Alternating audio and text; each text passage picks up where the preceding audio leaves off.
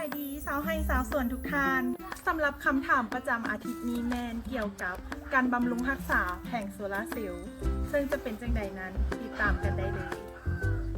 หลายคนยังมีความเชื่อว่าการบำรุงรักษาโซลาร์เซลล์มีความยุ่งยากและมีค่าใช้จ่ายที่สูง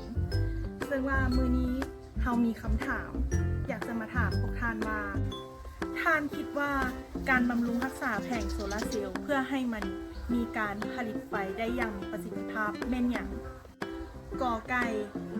ต้องให้เอ็กซ์เพิร์หรือผู้เชี่ยวชาญมาช่วยปรับมุมหรือมาช่วยกวดกาแผงทุกๆเดือนขอไข่ต้องได้อนามัยปัดฝุ่นทำความสะอาดแผง1-2 ครั้งต่อปีก็เพียงพอแล้วถ้าเลือกกอหรือขอ